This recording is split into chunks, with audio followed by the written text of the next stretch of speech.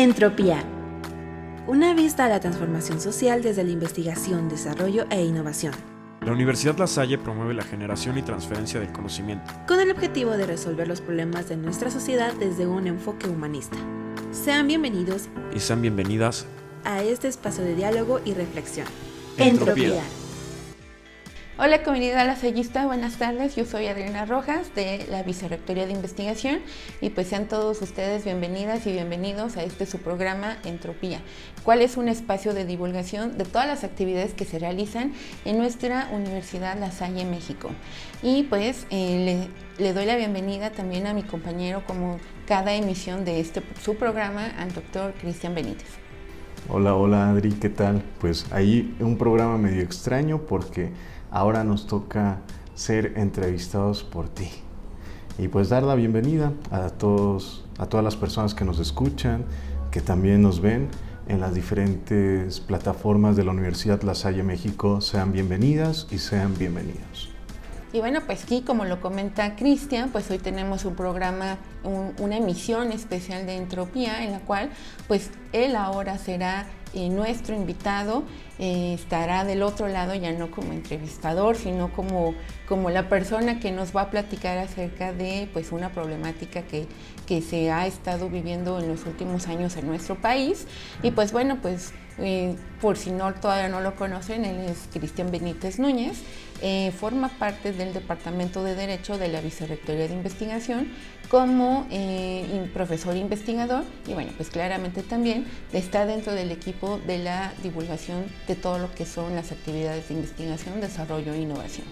Y bueno, pues justo como lo comentaba, lo invitamos para que nos pueda platicar de su proyecto de investigación que está desarrollando en la Universidad La Salle México sobre el Día de los Derechos Humanos.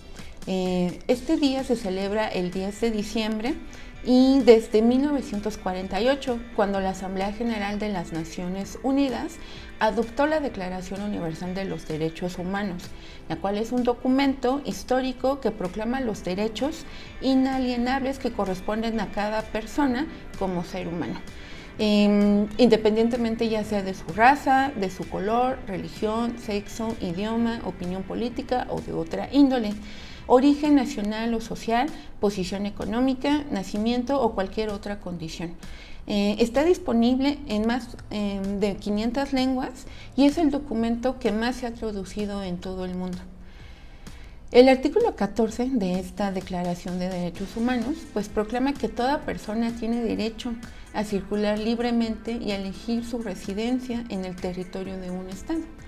Y el artículo 15 proclama que en caso de persecución, toda persona tiene derecho a buscar asilo y a disfrutar de él en cualquier país.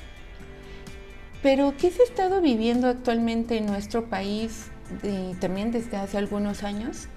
¿Se han respetado acaso estos derechos humanos de todos los mexicanos? Pues la respuesta nos la va a dar el doctor Cristian Benítez, y es que una problemática que se ha estado viviendo es el desplazamiento forzado interno, el cual es un tema que desde hace varios años se ha vuelto prioritario para el gobierno de México, ya que cientos de miles de personas se han visto obligadas a abandonar sus hogares y a desplazarse dentro del país.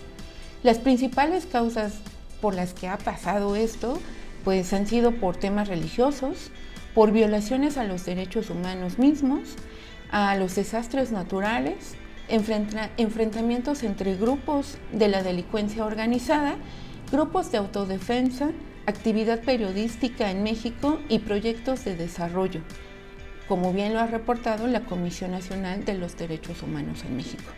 Pero pues, ¿ustedes qué opinan acerca de la protección de los derechos humanos y de lo que está pasando actualmente en el país con ellos?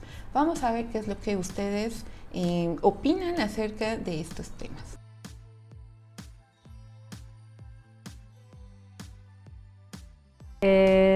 Es la necesidad que todos tenemos de vivir mejor, que tenemos acceso todos para esta igualdad y todo lo que contribuye. Bueno, para mí los derechos humanos es como ese respeto mutuo entre las personas y también más que nada pues tener una convivencia sana entre. Son derechos para el bienestar de las personas, para regularlo.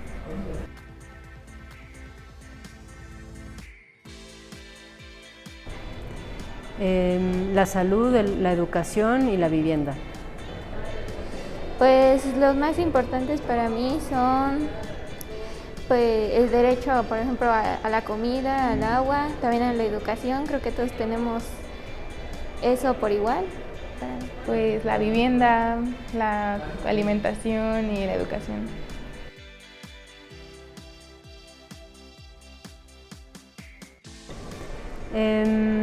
Afortunadamente no he padecido ninguno de ellos y considero que no corto la libertad de ninguna de estas personas. Pues yo creo que mis papás a lo mejor en algún punto, cuando no llegábamos a tener bien los recursos, se limitan a lo que ellos quisieran comer, ¿no? A lo mejor un poco en eso. No, ninguna de las dos. Cristian Benítez Núñez es doctor en Derecho y Globalización y cuenta con 2 estancias postdoctorales en el extranjero avaladas por el CONACYT. Se ha desempeñado en diversas áreas como funcionario judicial, abogado postulante y docente universitario, lo que le ha permitido impartir cursos y conferencias en América Latina en materia de acceso y protección de derechos humanos, publicando sus investigaciones en más de 28 libros y revistas científicas nacionales e internacionales. Fue becario de la Organización de los Estados Americanos, certificación en diversos cursos por ONU Mujeres, la Oficina de las Naciones Unidas contra la Droga y el Delito, el Fondo de las Naciones Unidas para la Infancia, entre otros, además de contar con la convalidación de sus grados académicos del Ministerio de Educación Colombia como abogado de este país. Actualmente se desempeña como investigador de tiempo completo de la Universidad La Salle México, perteneciendo al Sistema Nacional de Investigadores CONACYT México Nivel 1. Y bueno, pues Cristian, muchísimas gracias ahora por estar del otro lado. Siempre estás aquí a mi lado, ahora estás del otro lado, como bien lo comentaste tú y en una introducción, pues como nuestro invitado, ¿no?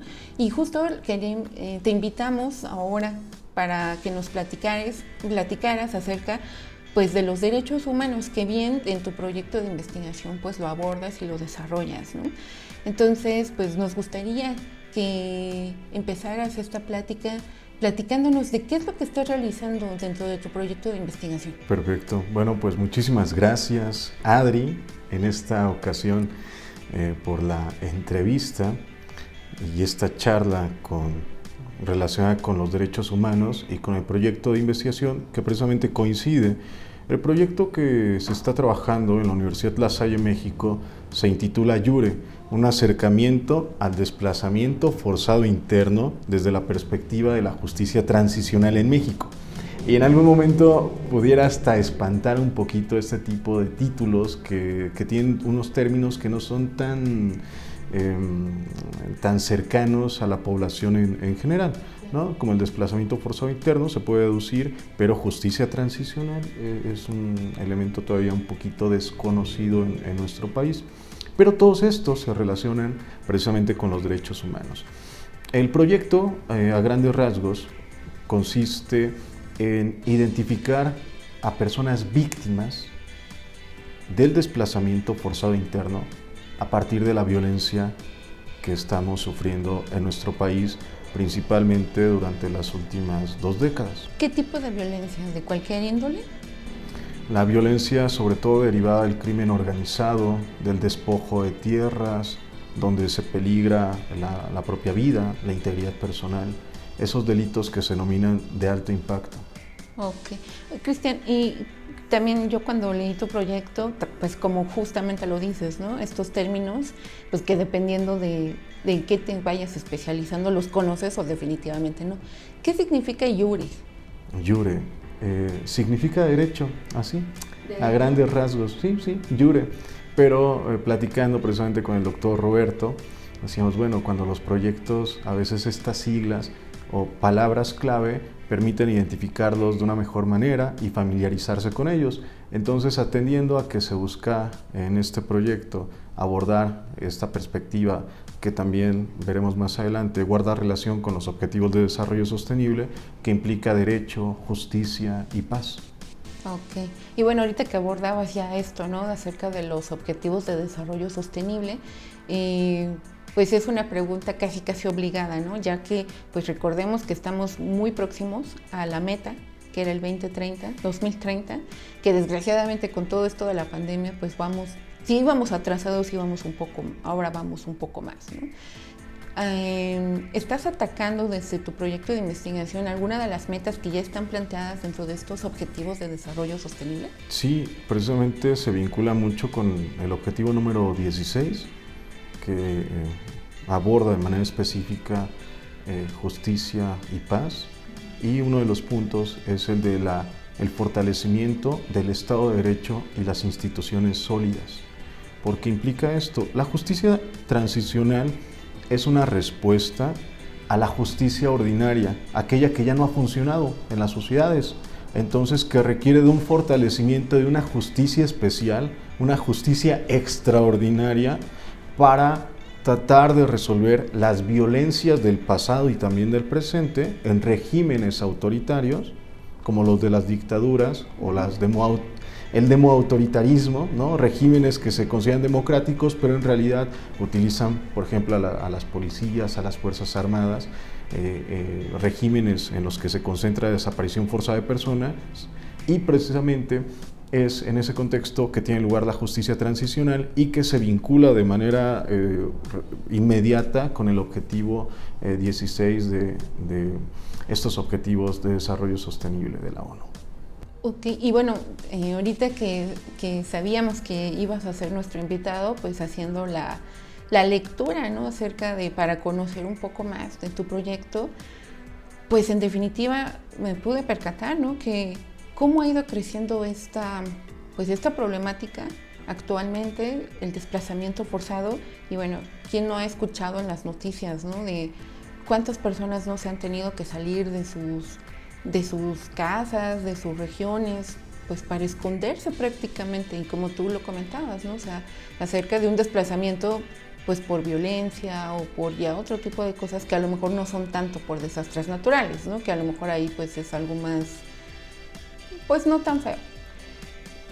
Tú desde tu profesión como abogado, ¿cómo ves esto? O sea, ¿realmente sí es algo que nos tenemos que preocupar todos los mexicanos? ¿Cómo ha ido incrementando este desplazamiento? Sí, bueno, pues me gustaría también entrar un poquito en contexto, como bien lo dices, Adri. El desplazamiento forzado interno se puede dar desde dos perspectivas.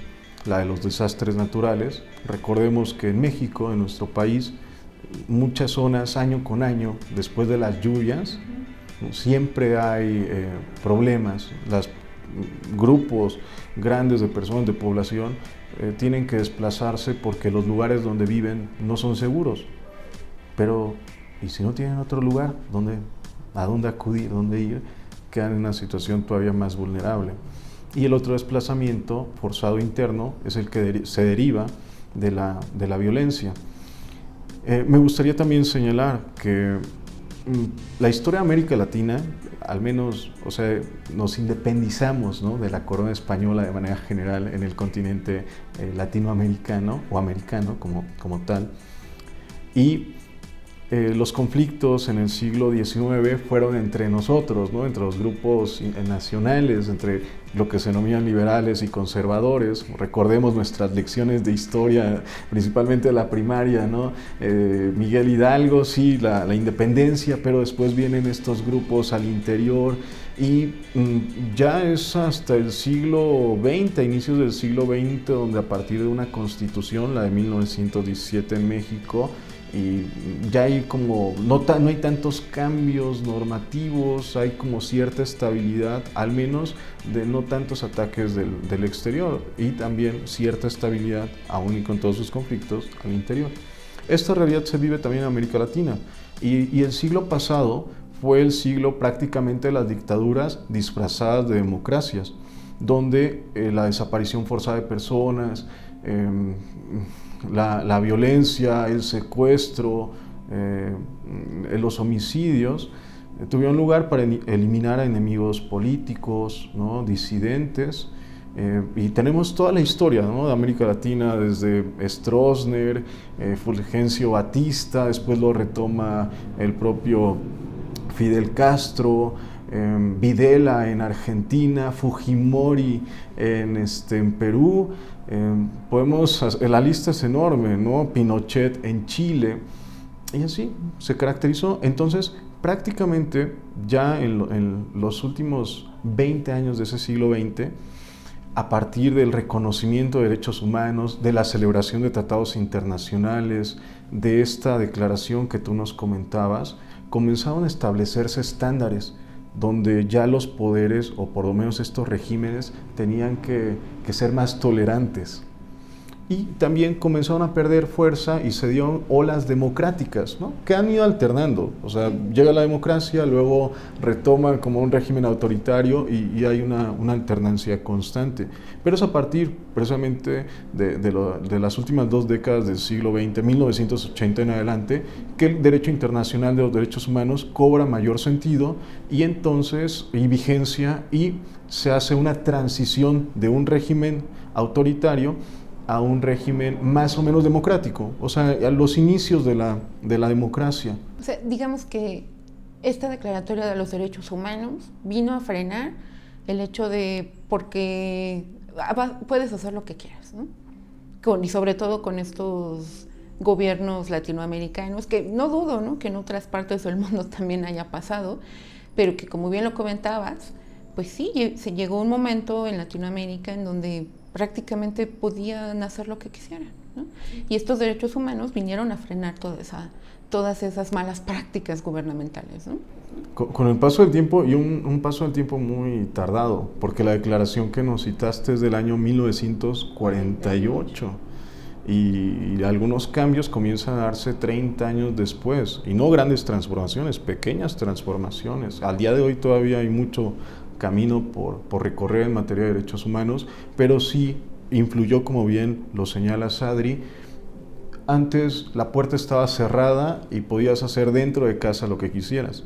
Cuando los países se comprometen internacionalmente a respetar un catálogo mínimo de derechos humanos, implica que tú abres esa puerta y pueden no solamente vigilarte y saber lo que estás haciendo, sino también condenarte, ¿no?, emitir sentencias donde digan, ¿sabes qué?, estas conductas que estás cometiendo como Estado violan los compromisos internacionales que tú firmaste.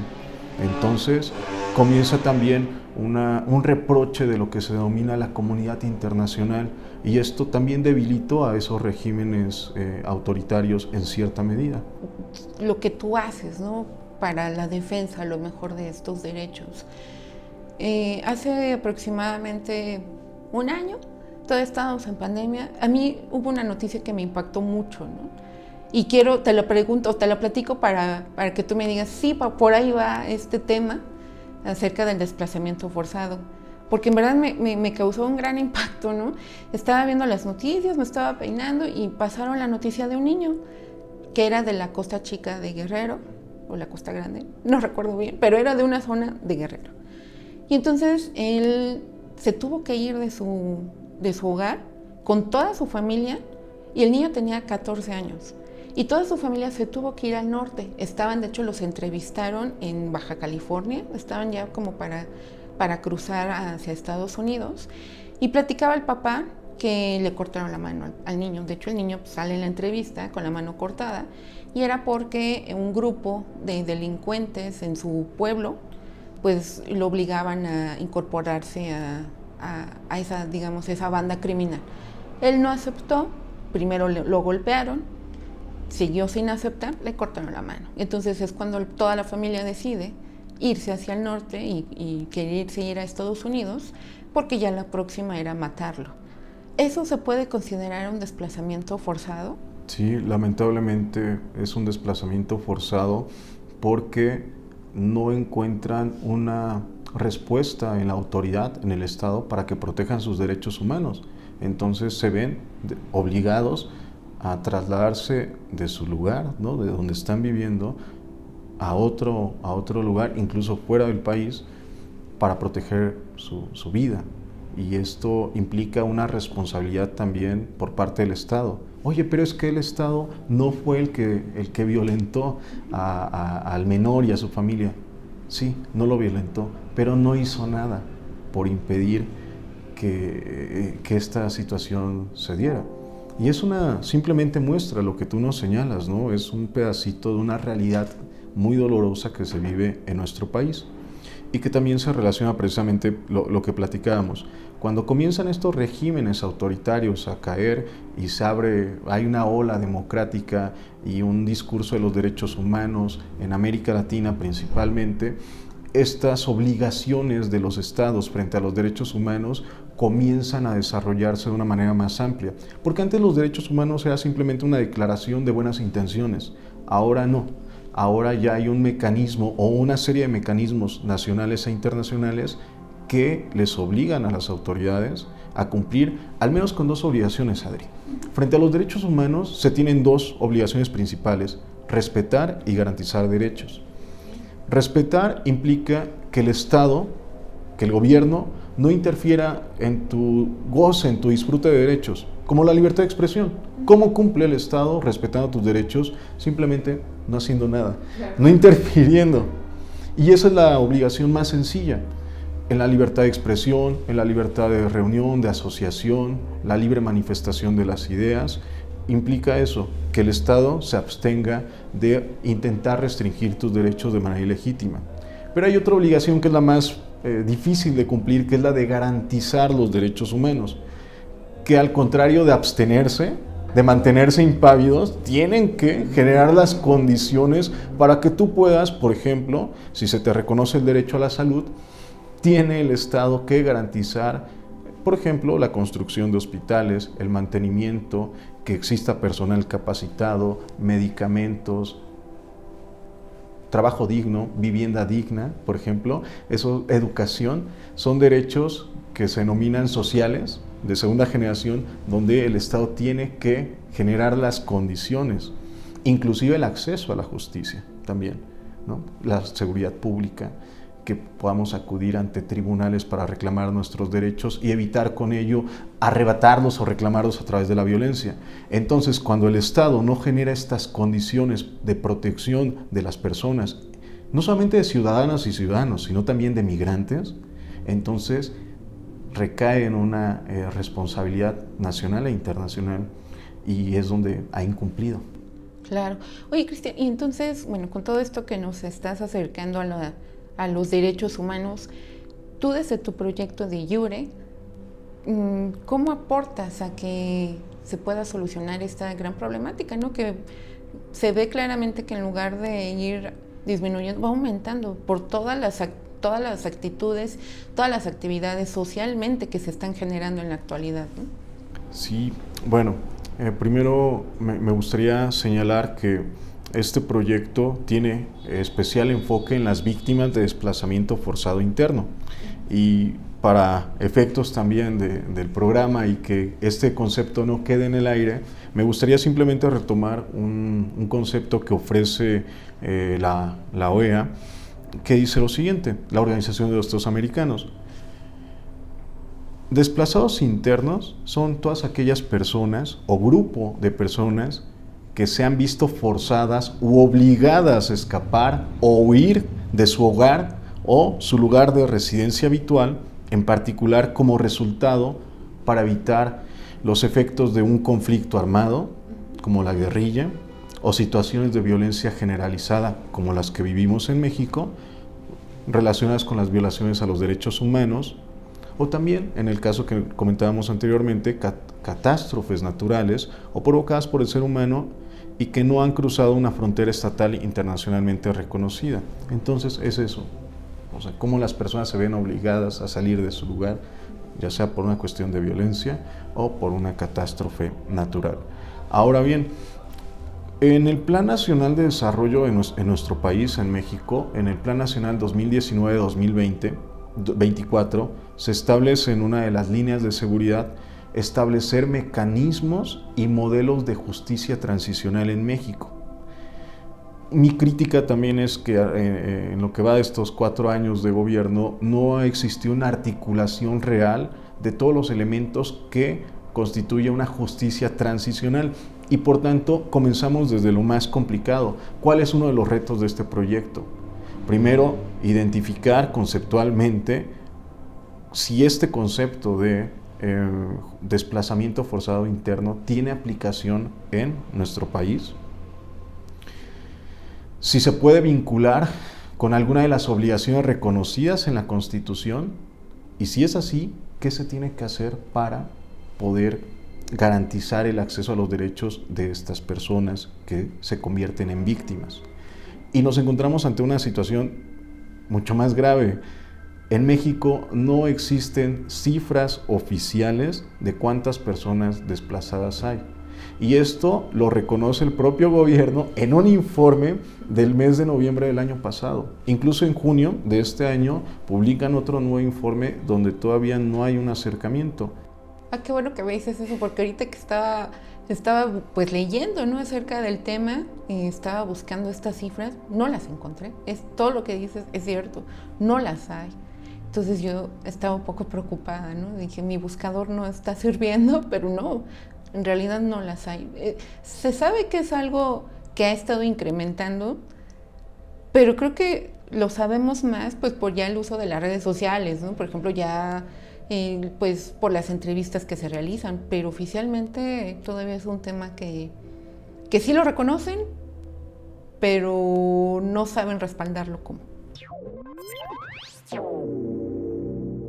Hola, soy Ricardo Bernal y quería transmitirles un consejo a quienes estén interesados en desarrollar investigación. Una parte muy importante consiste en distinguir entre un problema social, político o económico y un problema de investigación. Un problema social, un problema económico, un problema político es mucho más amplio, pero cuando se convierte en un problema de investigación es cuando logramos ubicar qué es lo que a lo largo del tiempo las disciplinas y los saberes acumulados no han podido explicar. Una vez que identificamos esto, podemos utilizar herramientas para tratar de abonar con nuestro conocimiento a dar explicaciones o a comprender mejor un problema social. Creo que esto es muy importante porque a veces confundimos ubicar un problema económico, político, social con un problema de investigación, y creo que este es un buen tip para poder iniciar un proyecto de investigación.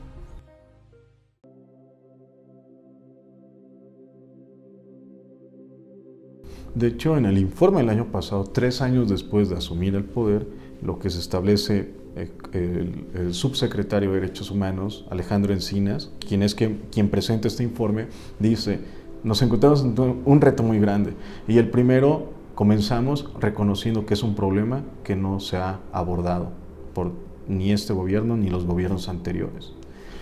Por ejemplo, existe un centro de monitoreo de desplazamiento interno que es general, tanto da seguimiento a las catástrofes naturales como a la violencia, y precisamente comienza a generar ciertos datos, pero no, es que pueden variar, ¿no? O sea, porque ese acercamiento con las personas víctimas es muy difícil. Pues claro, porque les da miedo, ¿no? ¿Quién va a decir algo? Entonces, alcanzó a documentar este centro de monitoreo, por lo menos en el año pasado, en el año 2020, 7,100 desplazamientos en México. No implica personas desplazadas, o sea, porque normalmente estos desplazamientos se dan con la familia, que en promedio pueden ser 3, 4, 5 integrantes, ¿no? Se van. Entonces documentó 7,100 desplazamientos en México, pero no sabemos cuántas personas hay desplazadas, y ese es uno de los problemas muy graves, porque en las ciencias precisamente se requiere medir, ¿no? O sea, hasta para el planteamiento del problema, y si queremos abordarlo y solucionar, bueno, ¿cuántas personas? Bueno, ese es uno de los problemas muy, muy graves. Y esto lo relaciono también con la encuesta nacional de victimización y percepción sobre seguridad pública del año 2022 de México. Y ahí uno encuentra datos muy dolorosos porque se van relacionando. Los derechos humanos son interdependientes unos con otros, como el derecho a la salud con el derecho al trabajo, no puede verse de manera aislada. Y las violaciones también. Las violaciones a los derechos humanos son también interdependientes, no pueden verse aisladas. Entonces, por ejemplo, trataré de aterrizar esto.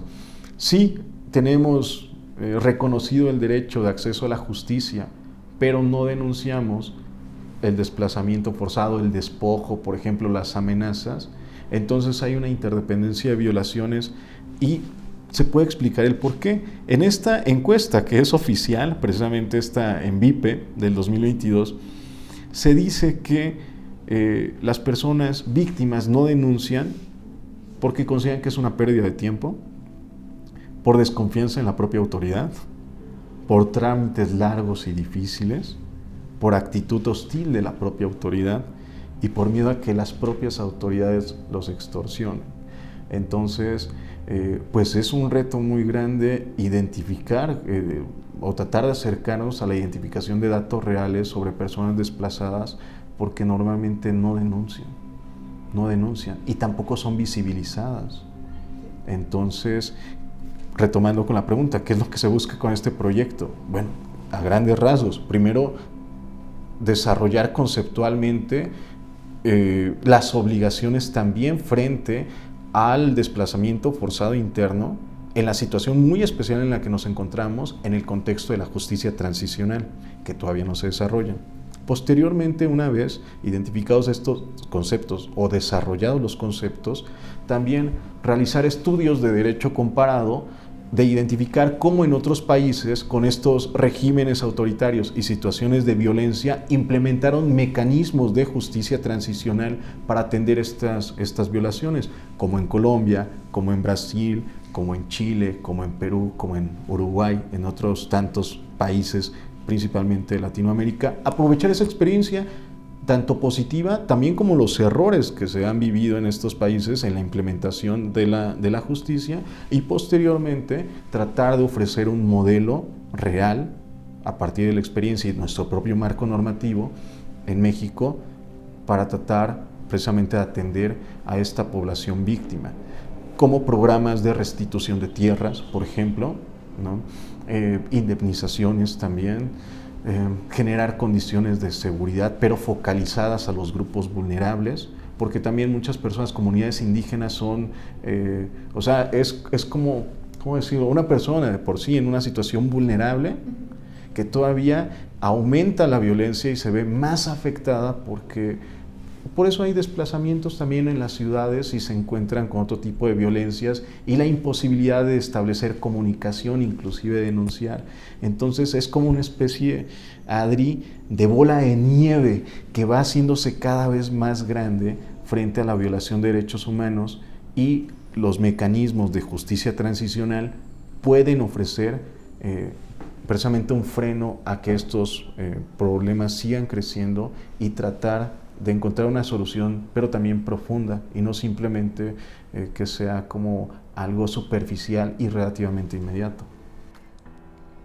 Todo este desplazamiento de personas, yo lo veo más también de la parte, por ejemplo, cuando mencionan de los desastres naturales, ¿no? O sea, si ya empezamos a concientizarnos más, ¿a dónde vamos a llegar?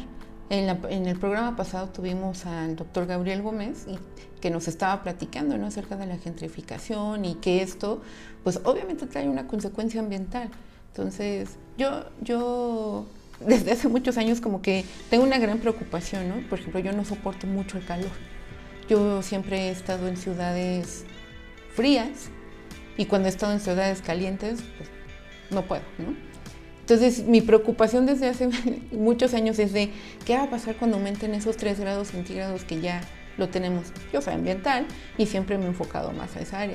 Entonces, si ya de por sí estamos actuando mal en la parte climática y que en definitiva va a llegar un momento donde nos tendremos que desplazar a lugares muchos más altos porque son más fríos, porque no vamos a aguantar el calor, ahora también con esto, ¿no? O sea, desde la parte ambiental, desde la parte social, nos vamos a desplazar y que se ha estado viviendo, ¿no? Entonces, pues sí es un problema, como todos los que hemos abordado aquí con todos nuestros invitados, y bueno, pues que tú has estado aquí al ser parte del programa, vemos un panorama realmente malo.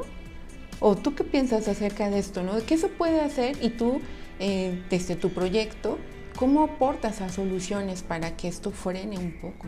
Lo importante, creo, Adri, es que corresponde visibilizar este tipo de problemas. Por ejemplo, esto que nos comentaba Gabriel en uno de los programas anteriores, de la gentrificación y también que implica un desplazamiento, yo no lo tenía identificado, no lo tenía en el radar. Y cuántas personas que nos ven, que nos escuchan, están en la misma dimensión, ¿no? Que en este caso un servidor. Entonces uno de los retos primero es identificar y visibilizar que existe un problema que merece atención.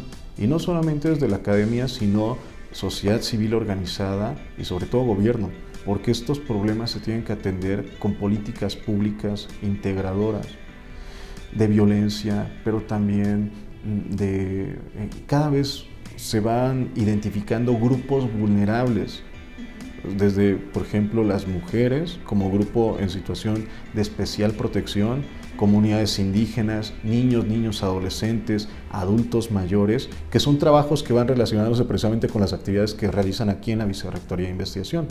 Una población focalizada. Pero para ello, por ejemplo, en este contexto de justicia transicional, uno de los retos también es visibilizar el problema, identificar cuáles son las poblaciones vulnerables que se han visto más afectadas en nuestro país y también tratar de identificar y articular desde la academia, desde la ciencia, un diálogo con la sociedad civil para sensibilizarla, pero también con el gobierno, porque finalmente se requiere una política pública y ese es un trabajo que no se agota en el corto plazo, sino que es en el largo plazo. Entonces, la intención es apoyar también y promover y también casi impulsar y obligar a la generación de políticas públicas en materia de seguridad y programas de restitución de tierras. Sí, no sé si tú has visto una película, digo, ya cuando hay algún tema que se vuelve mediático es porque les está llamando la atención, es porque realmente ya hay que preocuparse, ¿no? Que se llama Ya no estoy aquí, es una película mexicana, habla justamente acerca de eso, ¿no? De desplazamiento interno y de todo lo que provoca dentro de una familia, ¿no? Entonces, pues uno pensaría, bueno, pues es que yo no vivo en Guerrero, ¿no? Yo no vivo en zonas problemáticas. Ahí esa película te habla, pues, de una ciudad, Monterrey, y cómo llega un grupo de delincuentes, desplazan a los jóvenes, y estos jóvenes pues se viven envueltos ya en diversos problemas sociales que justo, como tú lo mencionas, se vuelven víctimas de todo este desplazamiento forzado interno, ¿no? Entonces, pues sí, a mí se me hizo una muy buena película, porque también, como tú lo dices, ni en cuenta. Entonces, esta visibilidad o el incremento de la visibilidad que se tiene que dar a las problemáticas, yo creo que es el primer punto, ¿no? Porque vivimos sin saber, aunque también existe la otra parte, ¿no? Entre menos sepas, más feliz eres. Sí, la comodidad, ¿no? de también pasar de largo ciertos temas que finalmente impactan. Me quedo, por ejemplo, hay una frase, un relato de Martin Niemöller, que dice: cuando vinieron los nazis a atacar a otras personas, no hice nada porque no era mi problema. Cuando vinieron a atacar a mi vecino, no hice nada porque no era mi problema. Cuando me atacaron a mí, ya nadie estaba para ayudarme, porque la indiferencia lamentablemente nos hace voltear hacia otro lado, pero llegará un momento, como efecto dominó, que la violencia de otras personas nos impacte de alguna manera, ya sea directa o indirectamente a nosotros. Retomando también, en un informe precisamente de junio del 2022, este proyecto fue aprobado en abril, ¿no? el proyecto Yure, inmediatamente comienzan a ya dar también como, hay unas coincidencias, pero precisamente comienza a visibilizarse y publicar algunos informes desde la sociedad civil y el propio gobierno. Y hay un informe, junio de 2022, Desplazamiento forzado interno en México, del reconocimiento a los desafíos. Y en este informe, o sea, como el primer reto es que reconocer que tenemos un problema y que no se había visibilizado. Y la otra, uno creería, bueno, es que seguramente fronteras, las comunidades indígenas, Guerrero, Michoacán, estados donde normalmente siempre ha habido la migración propia por la falta de oportunidades, pero, o sea, la falta de trabajo, pero ahora también se suma este problema de la violencia. Y llama mucho la atención porque los primeros estudios que se han realizado desde la sociedad civil, no desde el gobierno, implican que en los últimos 2 años, quienes han sufrido mayor desplazamiento forzado en los estados es Estado de México, Ciudad de México y Puebla. Ah, sí. ¿Y los motivos? La violencia. General. Eso sí es sorprendente. Y es algo que no, yo veo las noticias eso y como que no, porque precisamente retomamos, ¿no? Con los datos del ENVIPE 2022, las personas no denuncian y entonces no podemos como tener un acercamiento a la medición. A lo mejor también ahí es como por querer cerrarnos de ojos, ¿no? Porque Ecatepec, ¿en qué año salió como el estado, el lugar más conflictivo de México, ¿no? Entonces, pues ya si empiezas a hilar cosas, pues es lógico. El Estado de México es, a nivel nacional, el estado donde las mujeres corren mayor peligro, ¿no? Es el índice más alto de feminicidios. Y ahorita que estabas hablando de tu proyecto y retomándolo, dices que empezó en abril, que se registró. ¿En qué etapa de tu proyecto estás? ¿En qué momento estás de tu proyecto de desarrollo?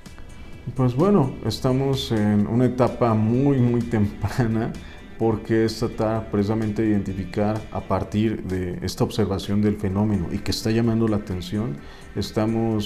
Me encuentro principalmente desarrollando el análisis comparado, conceptual y también normativo a nivel Latinoamérica, porque a nivel nacional no tenemos mucho. O sea, podemos tener obligaciones, establecer obligaciones generales a partir de esta obligación que decíamos garantizar.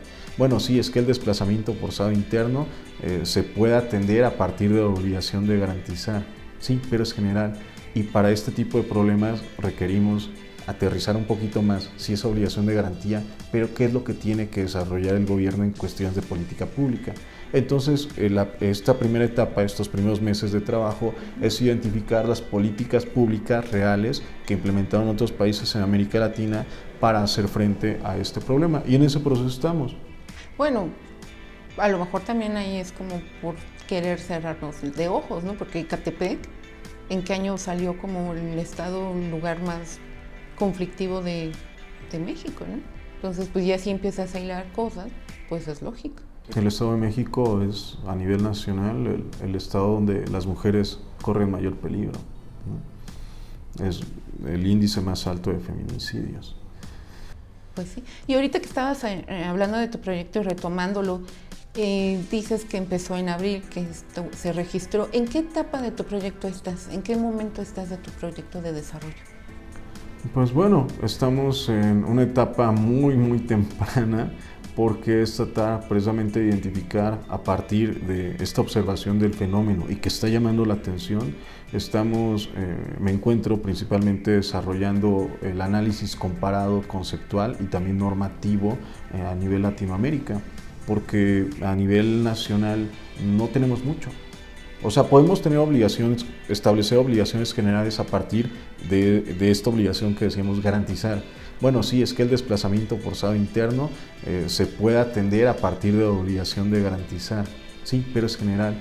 Y para este tipo de problemas requerimos aterrizar un poquito más, sí, esa obligación de garantía, pero qué es lo que tiene que desarrollar el gobierno en cuestiones de política pública.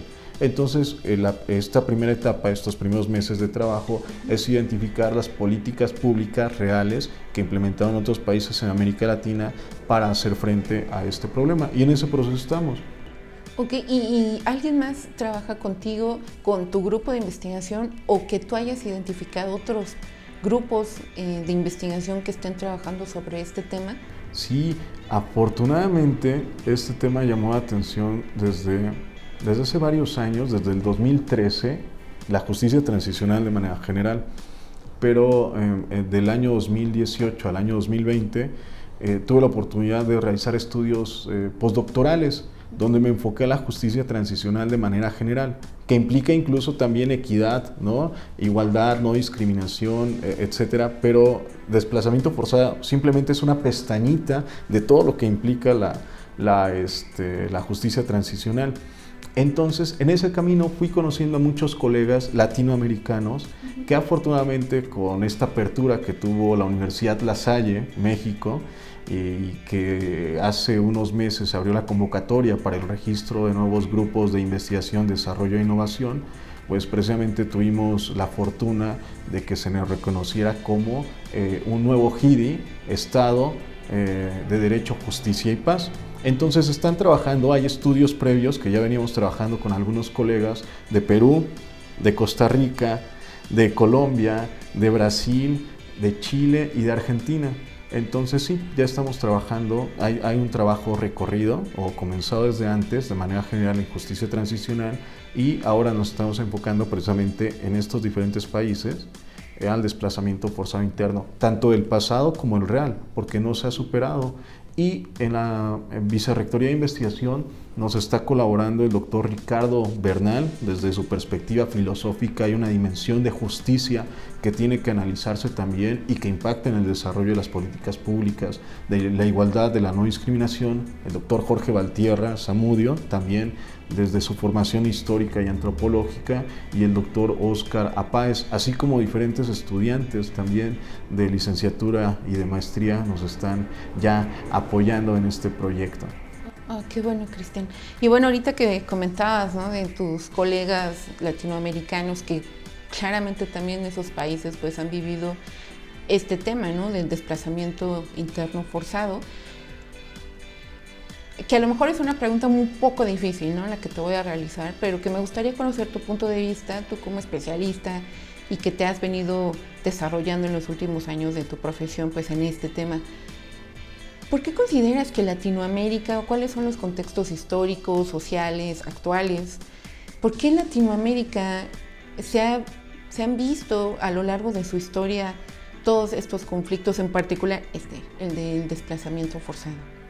Hay una frase que dice: el poder corrompe, pero el poder absoluto corrompe absolutamente. Entonces, en este contexto latinoamericano, lamentablemente ese poder autoritario, ese poder absoluto, es el que se ha apoderado de los líderes, ¿no?, que detentan presidencias, pero también el régimen militar. Y precisamente cuando surgen personas que piensan diferente, son las voces que es necesario silenciar. Entonces, creo que la característica de América Latina, precisamente como unas democracias emergentes, por así denominarlo, que no terminan, también recordando a Gramsci, que dice: lo viejo no termina de morir y lo nuevo no termina por nacer, ¿no? Entonces estamos en esa transición todavía, ¿no? Nos tratamos de despojarnos del pasado, pero todavía existen ahí ciertos elementos, y la región latinoamericana es eso. Primero porque no ha habido realmente un sistema real y fuerte de garantías y de reconocimiento de derechos, que es a partir de los años 80 y 90, que en el sistema, por ejemplo, interamericano, hay una corte interamericana que emite sentencias y que va mostrando, desnudando las realidades de nuestra América Latina, y que lamentablemente hay mucho camino por hacer. Entonces mi respuesta, muy general sería por eso, porque estábamos en un contexto muy nacionalista, donde a puertas cerradas se podía realizar cualquier tipo de violación de manera discrecional y no pasaba absolutamente nada. Y en los últimos años ya existe una especie de transición un poco más democrática y abierta y expuesta a la comunidad internacional, que permite evidenciar unas problemáticas que antes no. Entonces siempre el anonimato, el silencio son condiciones que invitan a quienes ostentan o detentan el poder a actuar de manera discrecional, violando derechos. Y ahora esto se sigue haciendo, pero por lo menos existen otro tipo de espacios de denuncia, y también cuando fracasa la justicia ordinaria en el contexto nacional, podemos acudir a otros organismos internacionales. Claro, para la protección. Y bueno, esto me deriva también a la otra parte, ¿no? Estamos hablando de los derechos humanos, y que claramente fue algo pues con una muy buena intención, como casi siempre pasa, ¿no? Siempre con estas buenas intenciones. Pero también está la otra parte, y que yo lo voy a mencionar más por desconocimiento, y que sí me gustaría que tú nos abordes más acerca de este tema, ¿no? En los últimos años lo hemos estado escuchando demasiado, ¿no? Y hasta a lo mejor uno mismo lo va a poder decir. Es que si no fueran por los derechos humanos, el violador no hubiera salido de la cárcel. Es que si no fueran por los derechos humanos, el asesino no estuviera libre. En lugar de tomar como los derechos humanos, creo que ha pasado que en lugar de decir qué bueno que existen los derechos humanos, creo que se ha volteado también a la sociedad en general, que muchas personas podrían pensar que los derechos humanos son malos y que ha sido una coartada para defender a personas que caen del otro lado de la ley, que hacen algo malo. ¿Qué piensas de esto? Un planteamiento bien complicado porque es real, ¿no? Bajo el discurso de los derechos humanos, tanto se han desplegado acciones positivas de empoderamiento social, pero también bajo el discurso de los derechos humanos, quien tiene acceso a explotar sus alcances es quien se ha visto beneficiado. Podría citar, por ejemplo, esta novela del perfume de Patrick Süskind. No sé si en algún momento pudiste leerla o ver la película. En una parte, precisamente, detienen a una persona a la que la inculpan de haber cometido todos los delitos, y no era, este hombre no era. Pero dice el autor en el libro y en la película lo retoman, después de 48 horas de tortura, lo confesó todo, que había cometido los delitos y por tanto se impuso una sentencia de darle muerte, ¿no?, públicamente, y con ello se obtiene un estándar de justicia. O sea, lamentablemente nuestro sistema de justicia en México es muy débil. De hecho, o sea, el número sí es un problema denunciar, bueno, quienes denuncian, o sea, es el 0.0001% de quien obtiene una sentencia condenatoria. Entonces, en México están dadas las condiciones para que tú cometas un delito y no seas castigado. Entonces, ¿quiénes pueden explotar el discurso de los derechos humanos? Hay muchas personas que han sido detenidas arbitrariamente, que se denominan chivos expiatorios, ¿no? Estas víctimas, y que por no tener una defensa legal adecuada, técnica, que cuesta, siguen en la cárcel, mientras que otras personas que tienen estos recursos pues, explotan el discurso de los derechos humanos con violaciones al debido proceso. Por ejemplo, me torturaron. ¿Cómo te torturaron? Es que al momento de detenerme me rompieron una uña. Bueno, y también el Poder Judicial, no todos los jueces, no todas las juezas son corruptos, pero sí muchas personas muchos funcionarios públicos se prestan a explotar este discurso de los derechos humanos, de las garantías del debido proceso, de que una persona no puede ser torturada, y con una acción, ¿no?, o con un elemento que se acredite, con eso algunas personas obtienen la libertad de manera injusta.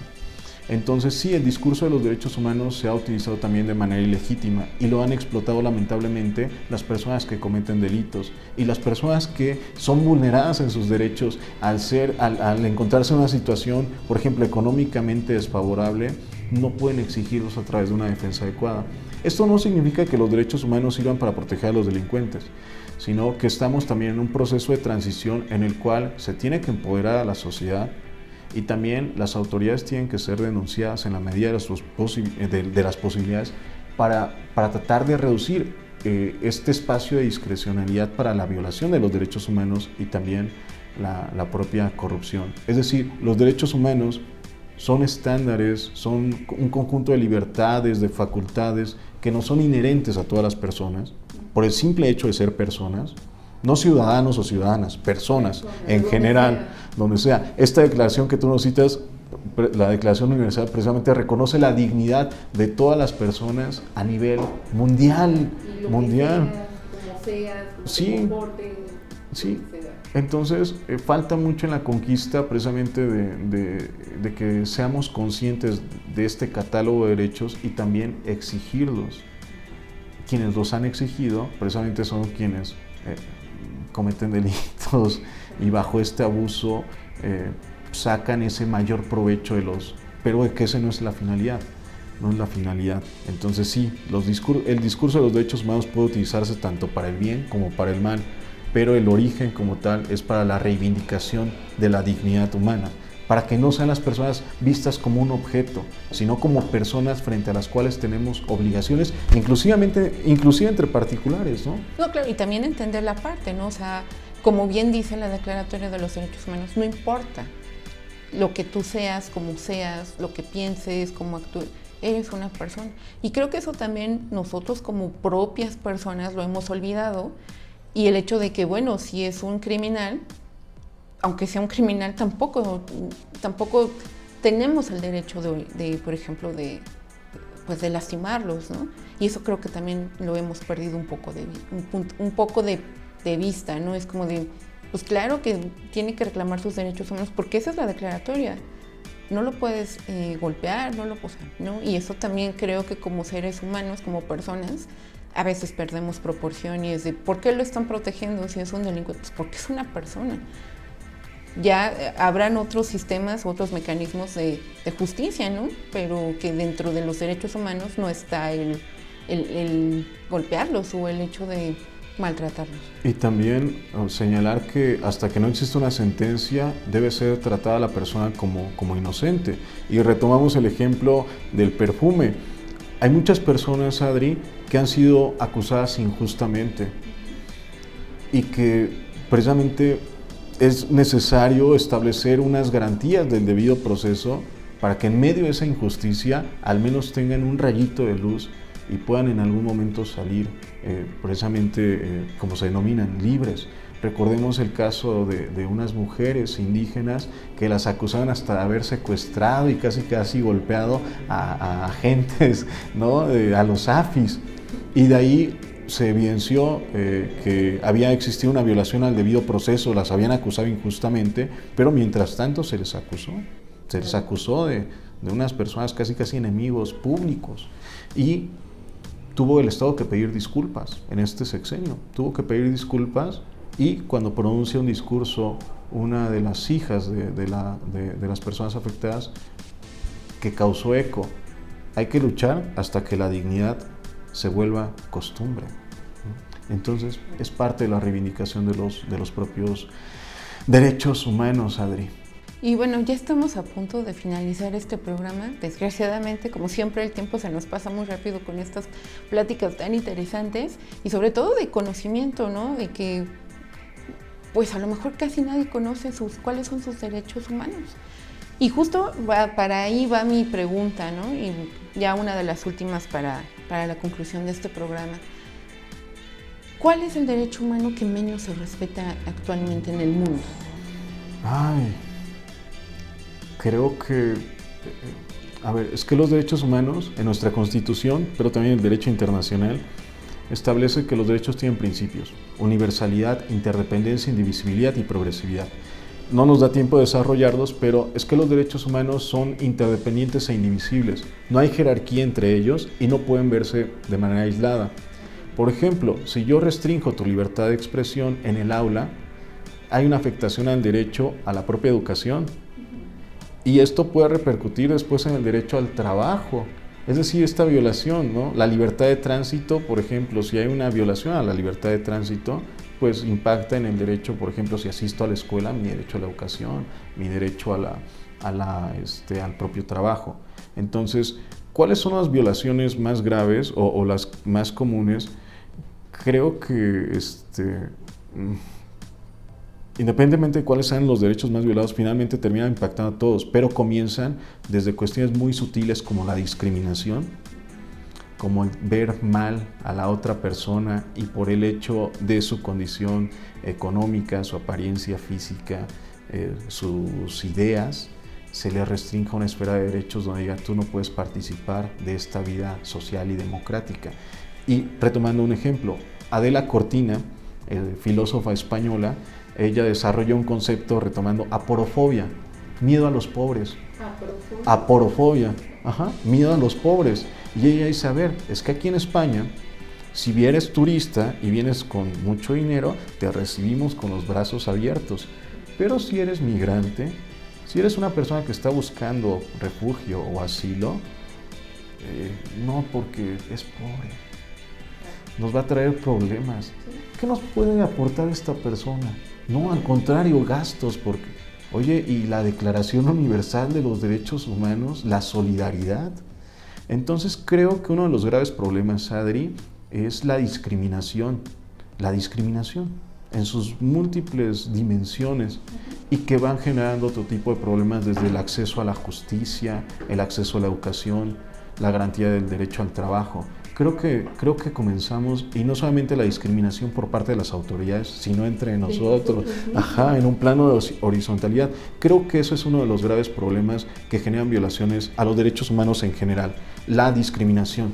Y que yo creo que, fíjate que esta semana justamente estaba platicando con diversos compañeros del trabajo y que era esto de discriminación.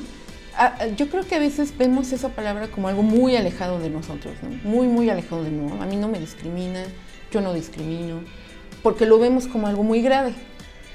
Pero creo que yo he relacionado mucho la discriminación con una palabra, ¿no? Que ya sí, como una palabra mucho más cercana y que ya si lo vemos de esa manera, creo que lo tenemos todos los días y que es prejuicio. Cuando tú entras en un término de prejuicios, estás discriminando. Y ya no lo ves como algo de, no, yo no discrimino por alguien por ser de color. No, pero sí tienes un prejuicio acerca de con alguien que tiene tatuajes, por ejemplo, ¿no? Eso es discriminación. Entonces, yo concuerdo contigo, la discriminación creo que es de lo diario que vivimos y que a lo mejor caemos también. Y que es sutil, es tenue, y a veces por eso no la detectamos. Y rompiendo con la tradición, ahora a mí me gustaría preguntarte, Adri, como para ir cerrando, ¿qué serían para ti los derechos humanos?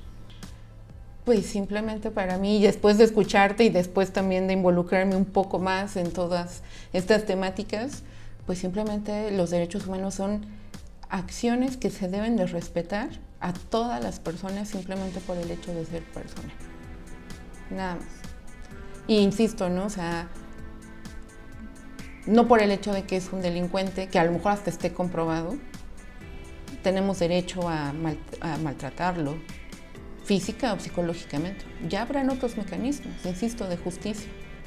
Y creo que nosotros a veces, como seres humanos y que está dentro de nuestro mismo ser como persona, a veces podemos caer en eso, ¿no? Y también esto de los prejuicios es algo que sí a mí me cuesta mucho trabajo, ¿no? Como lidiar con eso, porque los prejuicios creo que ha hecho mucho daño a nuestra sociedad en general. No nada más en México, sino en general.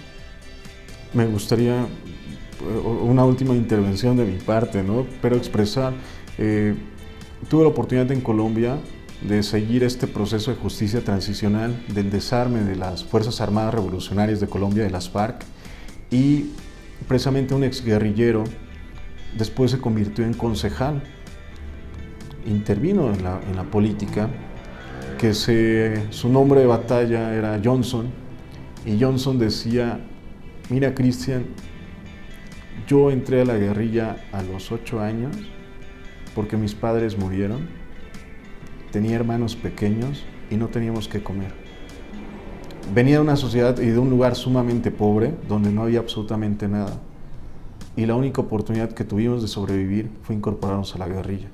La guerrilla nos enseñó a leer, nos enseñó a escribir, nos dio cierta educación y sí tuvimos que combatir, pero no fue una decisión que realmente yo tuviera una alternativa. O conciencia, ¿no? O conciencia, no tenía de otra. Y eso refleja, si lo trasladamos también a México, que la grave corrupción, los problemas de violencia, implican que detrás de una persona difícil siempre hay una historia difícil. Y eso también, para abordar los temas de fondo en materia de violaciones de derechos humanos, habría que analizar qué tipo de sociedad tenemos. Claro. Hay una frase que a mí me gusta mucho, ¿no? Y que la retomo con todo este movimiento feminista, es de no opinas desde tu privilegio, ¿no? Cada quien tiene una historia y es muy fácil poder decir, ay, es que ¿por qué? Bueno, pues tú no conoces y tú solamente juzgas desde lo que tú viviste. Pero bueno, ya pues vamos a finalizar con esta entrevista y pues te vamos a hacer esta pregunta, ¿no? Que a todos nuestros invitados la realizamos y es, ¿cómo incursionaste a la ciencia? ¿Cómo incursionaste a la investigación?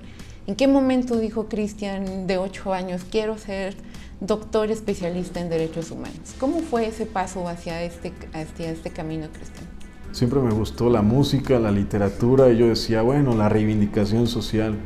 Y decidí estudiar la licenciatura en Derecho, y posteriormente se abrió la oportunidad de estudiar la maestría. Yo quería ser juez, fui funcionario judicial, pero poco a poco se abrieron las puertas a la par de la academia y de la función jurisdiccional, y llegó un momento en la vida donde tuve que decidir, y yo dije, bueno, es que también desde la academia se puede hacer una transformación. Entonces en la maestría tomé esa decisión, me dediqué de tiempo completo a estudiar, y después se abrió la oportunidad del doctorado, aunque también estuve participando en la función jurisdiccional. Me quería jalar el Poder Judicial, y yo dije, no, desde la academia. Y me motivaron mis maestros, precisamente jueces, que me decían, es que desde la academia se puede transformar incluso más que desde los propios tribunales. Entonces, pues fue eso, tratar de reivindicar socialmente, y terminaría con esto. John Grisham es un abogado y después se hizo novelista, y en una obra que se intitula Causa Justa, de unos chicos que después crecen, coinciden en la universidad estudiando Derecho, la licenciatura, y ya después de profesionistas, le pregunta un amigo a otro, ¿recuerdas cuando entramos a la carrera de Derecho y rebosábamos de principios y de ideales y queríamos reivindicar las causas sociales? Sí, ¿qué nos pasó? Porque no hicimos nada de eso.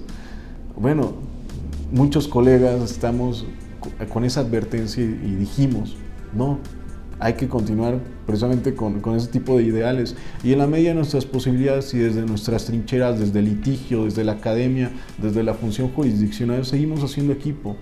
Y mis amigos y mis maestros me motivaron a andar por este camino de la investigación científica con cierto impacto social y con un compromiso también social que uniforma los derechos humanos. Qué bueno, Cristian. Y bueno, pues muchísimas gracias por haber estado ahora del otro lado aquí en Entropía. Y ¿qué se siente haber ahora sido el invitado, no? Bien extraño, ahora sí me siento, coincido con los nervios de nuestros invitados e invitadas, ¿no? Con estas preguntas de repente que tienden a ser complicadas y aparentemente son sencillas, pero en realidad no, tienen mucho de fondo que es importante reparar, ¿no? Y sobre todo comunicar, que es uno de los objetivos de este programa, que acerquemos nuestros proyectos, que rompamos con esa idea de que únicamente los que estudian Derecho tienen que hablar de derechos humanos, ¿no? Porque es una tarea de todos y de todas las personas. Y justo, qué bueno que haces ese comentario, porque ya para finalizar este programa, pues te invitamos a que tú invites, ¿no?, a las personas que, como lo comentas, no nada más del área de Derecho, pues tienes ahí dentro de tu proyecto de investigación a filósofos, tienes a antropólogos, que invites a las personas a que se sumen a tu proyecto. ¿En dónde te pueden localizar? ¿Qué tipo de personas, con qué perfiles son los que buscas también en tu proyecto que se puedan sumar, pues para atender esta problemática? Perfecto, pues extiendo una invitación a todas las personas que nos escuchan. Como decía Adri, independientemente de su nacionalidad, de su identidad, de su preferencia, de sus creencias, todas las personas son bienvenidas al grupo de investigación, porque de todos y de todas las personas se aprende. Estamos, insisto, en el grupo de investigación antropólogos, antropólogas, historiadoras, historiadores, filósofas, filósofos, juristas en general, psicólogos, psicólogas. Entonces, todas las personas son realmente bienvenidas, porque siempre tienen las personas algo que aportar, independientemente de su grado académico, independientemente de su edad, insisto, de sus creencias. Creo que es un espacio muy abierto, donde desde su perspectiva pueden apoyarnos para acercar la ciencia y para abordar precisamente nuestro conocimiento y tratar de enfocarlo para resolver problemas que desde nuestra burbuja muchas veces ni siquiera nos damos cuenta que existen. Entonces sean bienvenidas y bienvenidos, como la entrada de este programa, todas y todos. Bueno, pues muchísimas gracias, y bueno, pues el correo del doctor es cristian.benitez@lasalle.mx, o bien se pueden acercar a la Vicerrectoría de Investigación y nosotros los podemos vincular pues con el doctor. Muchísimas gracias a todos por acompañarnos en esta emisión de Entropía. Ya nuestro nuestro penúltimo programa del año 2022, un año más de poder estar con ustedes. Y bueno, el próximo programa tendremos de invitado al coordinador de investigación para que nos platique acerca de pues todo lo que está pasando dentro de las actividades de investigación, desarrollo e innovación. Y pues una vez más, muchas gracias a todos los que nos escuchan por La Salle Radio y a todos los que nos ven en este programa que se encuentra en YouTube en la lista de reproducción de Entropía. Pues gracias y nos vemos en nuestra próxima emisión.